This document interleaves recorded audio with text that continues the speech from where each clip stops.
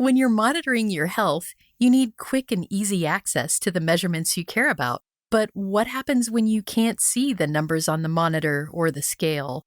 In this episode, Steve Kelley joins us as we discuss keeping track of health metrics. I'm Ricky Enger, and this is Hadley Presents. Welcome to the show, Steve. Hey, Ricky. Delighted to be here. I am delighted to have you. So for those who don't know, if you're new to Hadley Presents, Steve is one of our practical help specialists. I'm so happy to have him on my team. And what we're talking about today, you can't really get more practical help than talking about, keeping track of those daily measurements that you might care about, or maybe you really don't want to know that number on the scale, but you still got to do it, right? Well, they say you do. Yeah. So I'm actually curious, Steve, are you a person who will keep track of this stuff, or do you wait until it gets to that point where you really can't ignore something, like you're really feeling off, and then you think, maybe I should take my temp, or maybe I should do something? It kind of depends, and it probably depends on how much pain I'm in at the moment. Although, I do try to keep track of my weight more just like, oh, gosh, have I lost those 2 pounds I wanted to? That sort of thing. That makes sense. I'm similar. I keep track of certain things, whether I want to or not. And I think, even if you don't really want to, it helps to figure out how you might do it so that you're not trying to think through, how am I going to know if I have a fever, when you're already feeling way off. So I think what we'll do is just talk about a few metrics that you might want to keep track of, and then how you can go about it. And what I like about this is that I tend to always go for the high-tech approach because I like it and I think it's fun. And Steve, as much as you're into technology, you tend to try the low-tech stuff first, right? Oh my God, you know me too well.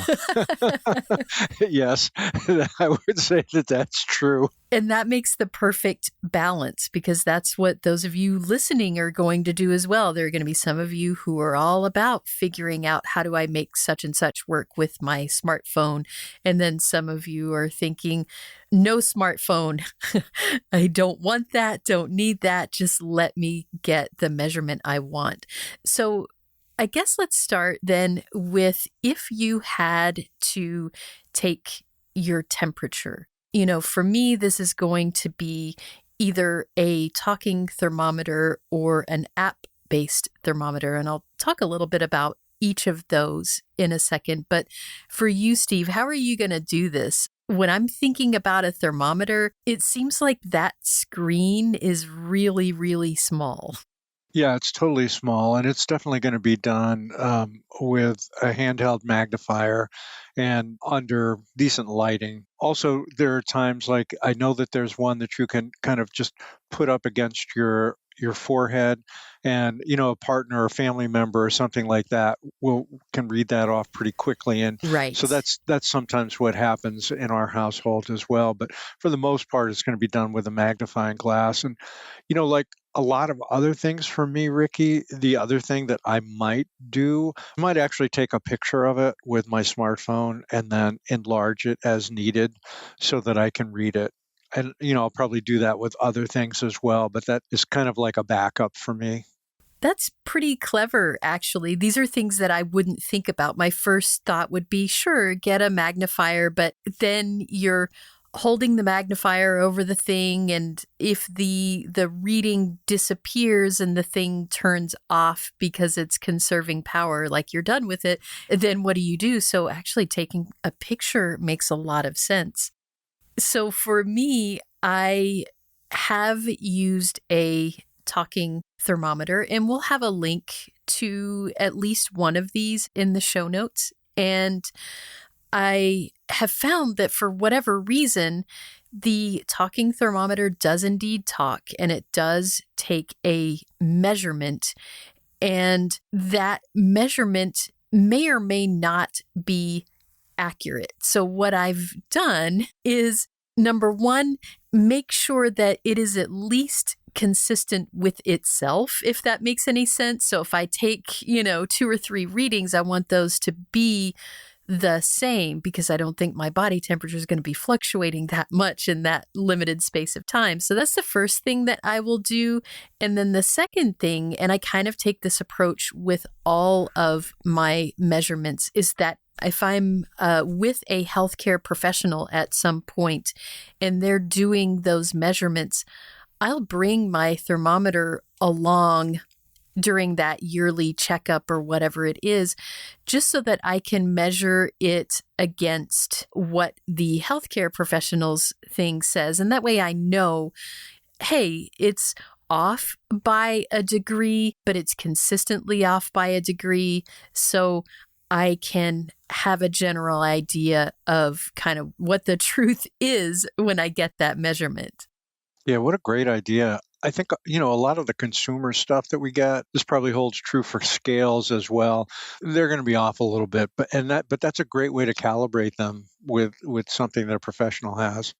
I did eventually get a thermometer that works with an app instead with my smartphone. And I guess the upside for this is that everyone can use the same thermometer, just as you would otherwise, and it can sync to these different profiles. And it's nice to, for whatever reason, I didn't want that spoken aloud.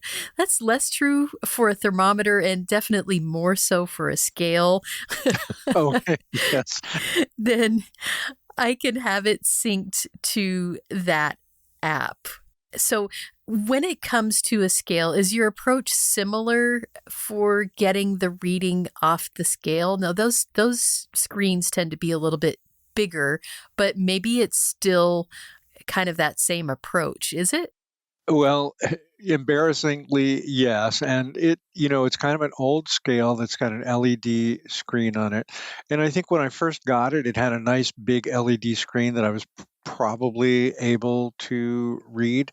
But here we are years later, and it's less easy to read. So what I'm going to do then is I'm going to use the camera on my smartphone to take a look at that and sometimes just snap a picture and then blow it up so that I can read it. But you could also use a monocular too, I think, in a situation like that, just a small handheld telescope or something like that to bump it up.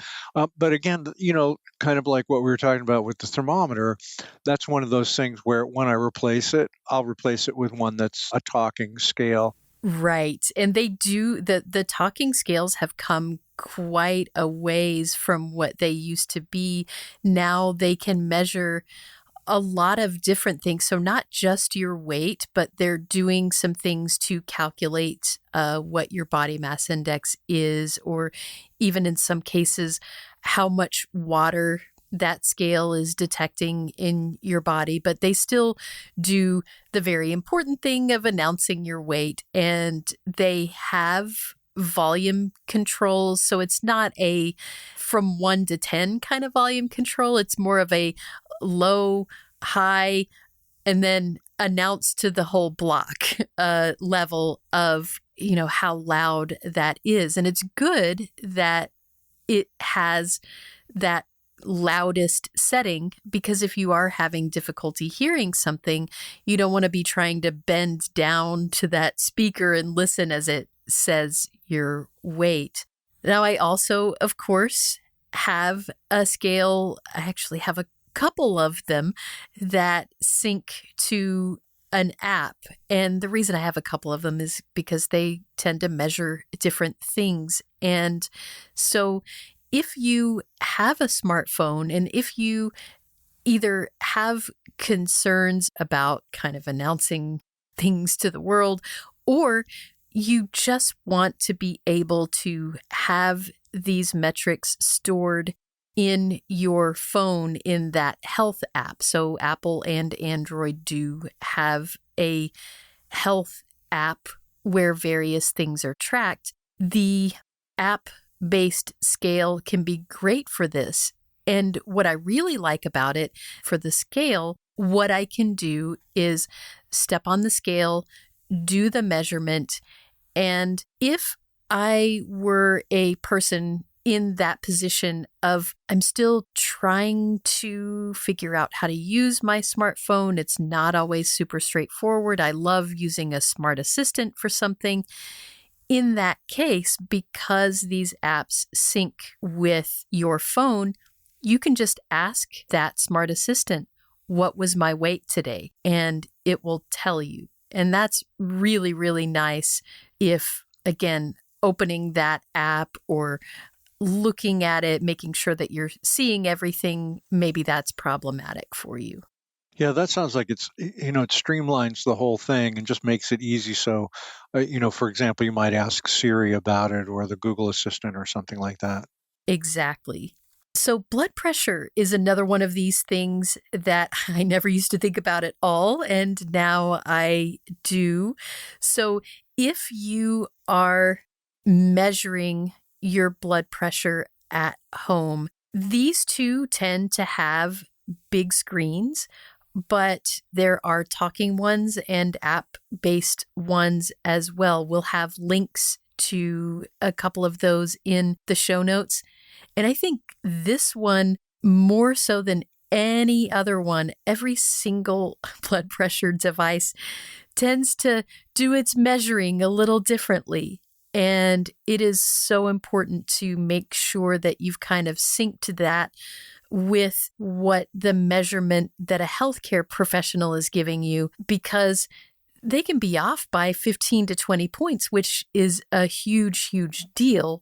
But if you understand, oh, no, my blood pressure isn't really that, it's just how this machine measures, it stays consistent, then I think you're okay. Have you ever used one of these, whether it's a talking one or even just one that you're kind of looking down at the screen for? I have in the past, but usually it's not for me. I'm someone who has relatively low blood pressure. But, as a vision rehab therapist, I often have worked with people in the past on glucose meters and blood pressure monitors and that sort of thing. So I've kind of used both, one with a large print monitor. And, again, they're okay. It really depends on the lighting. I really think for something like that, I would probably lean right from the outset with a talking one. They've been around for a while and they're pretty good and they don't add a whole lot of cost. So I think that that's one of the easiest ways to go. Now, it sounds like I'm going to guess now that you can probably sync them to your phone and do the same sort of thing where you're kind of able to monitor it as time goes on. Exactly. And that's nice. There's one called Omron that will sync with your phone. It doesn't talk, but it does keep track of those metrics, and it'll tell you in the app, this is hypertension stage 1, or this is low, or I detected heart arrhythmia, or whatever it is. And it will go ahead and sync with that health app so you can ask your smart assistant about it. But for the talking ones, they've come a long way as well because they will announce those same kinds of things, whatever it detects. If it is normal, low, hypertension stage, whatever, or if it detected an abnormality, or if it didn't measure correctly, which can sometimes happen, it'll give you that error aloud, which is nice. And the other thing that these talking blood pressure monitors can do is you can review your measurements over the past 30 days or the past 90 days because they place them in memory. And that's really nice because who's going to remember what their blood pressure was a week ago? But if you can use that device to tell you, so much the better. So it's actually stored in the memory on the device, like you don't have to have it connected to a smartphone. Yes. Oh, that's perfect. Because a lot of folks aren't using their smartphone, or maybe they're not at the point where, it's really accessible to them. So that's a great feature. Absolutely. And you can take these in to your healthcare professional, not only to be able to measure against their device, but also they do have a screen on them even though they talk. So it's not so specialized that no one could use it but you.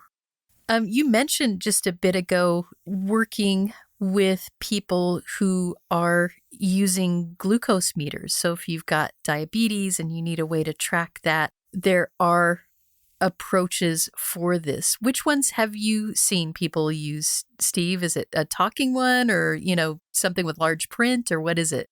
It was primarily a talking one, and I think the one we were using, and again, this goes back a few years, was probably the Prodigy, because I think that was one of the first ones that was talking. And it was interesting because at the time, too, I believe they were more expensive, and they were often not the ones that were given to patients. Usually they were given an inexpensive one, so they would have to advocate for themselves. But I suspect that they have come a long way in terms of the number of ones that are out there that are available that, have speech output. At least that would be my hope. Interestingly enough, it turns out that the Prodigy is still the gold standard. And thankfully, they have addressed the issue of being able to get that through insurance. I think the cost has come down and it's a little easier to advocate for that. Now, if you've just become diabetic and you're still figuring out, or maybe you've been diabetic for a while, but you're still figuring out, well, how do I get the blood to the strip? That is something that, number one, Hadley has a workshop on that. So we go through kind of some tips and tricks that you might use, but also if you work with your diabetes education professional, they can give you some tips and tricks as well for making sure that blood drop gets on the strip, so you're not wasting a bunch of them because you're having a difficult time seeing where that drop is meant to go.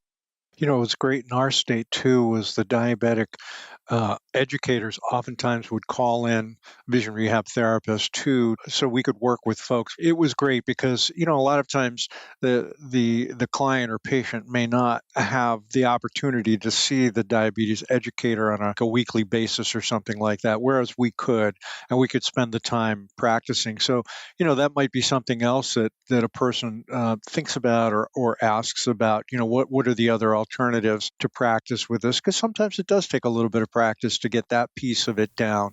Yes. And if you are either having a little trouble with that, or you're in a position where you're thinking, I don't want to do these sticks all the time, I would love to move on to something like a continuous glucose monitor. Those are available now, and they do sync with a smartphone app. They essentially will measure, I think, every 5 minutes or every 15 minutes, depending on which one you have.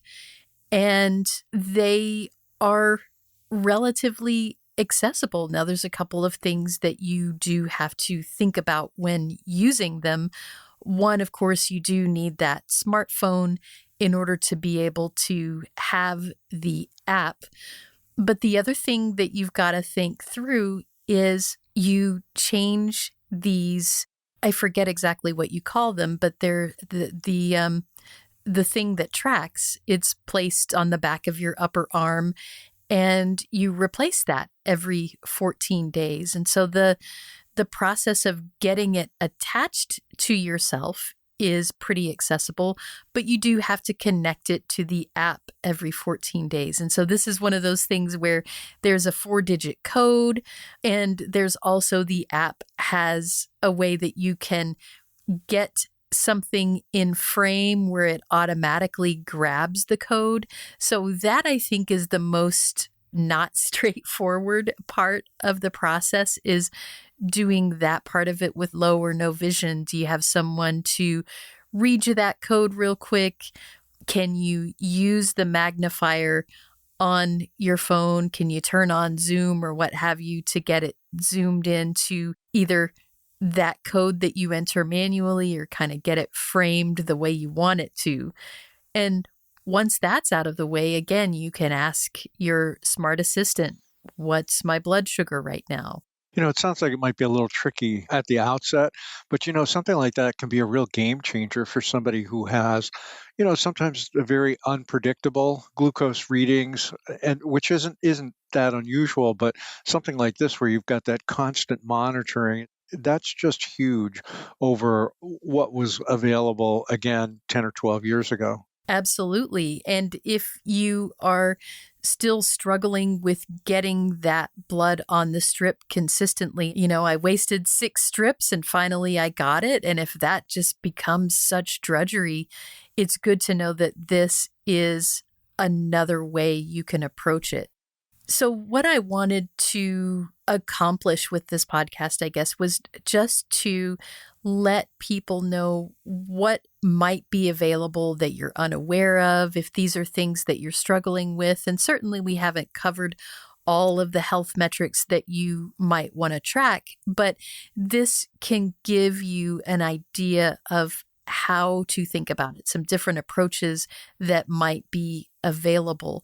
And the one thing that we didn't touch on so much is if you get this measurement and if you need to keep track of it, let's say that your device doesn't have that memory or you're not really familiar with how to navigate through that memory and see all these past readings.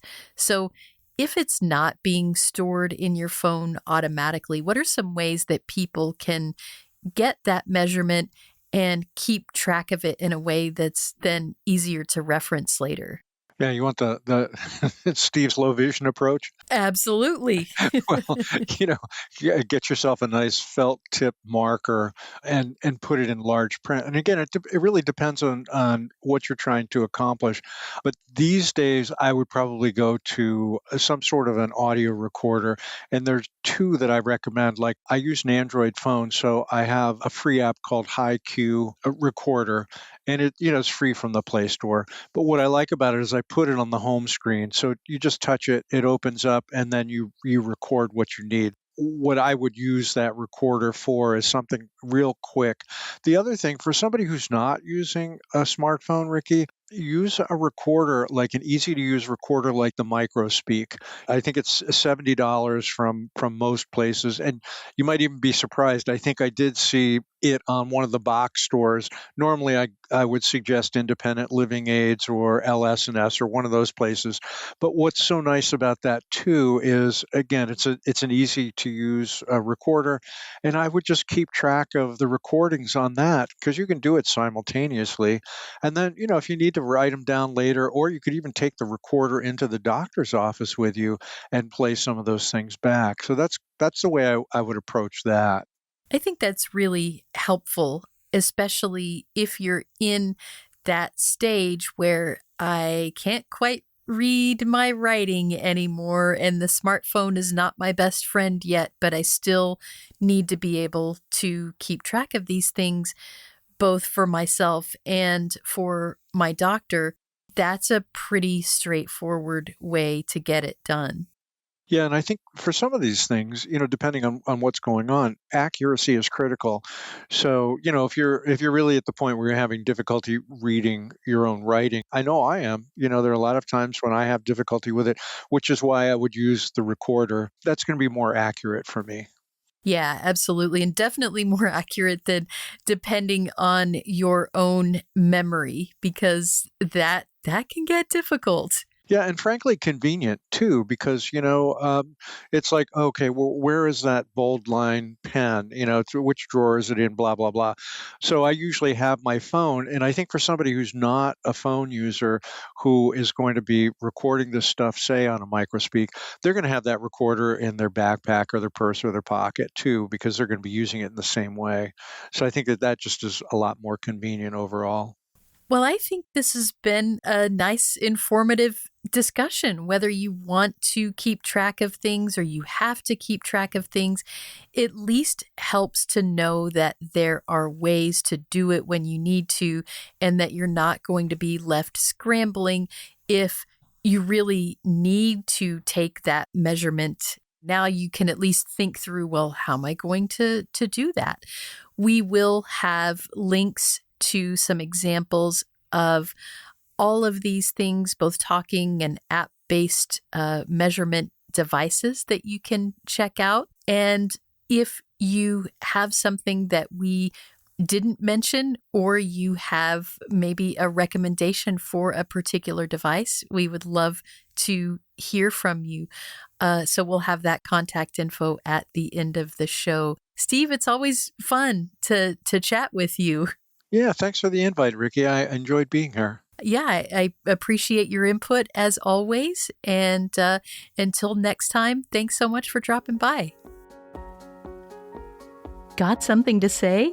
Share your thoughts about this episode of Hadley Presents, or make suggestions for future episodes. We'd love to hear from you. Send us an email at podcast@hadleyhelps.org. That's podcast@hadleyhelps.org. Or leave us a message at 847-784-2870. Thanks for listening.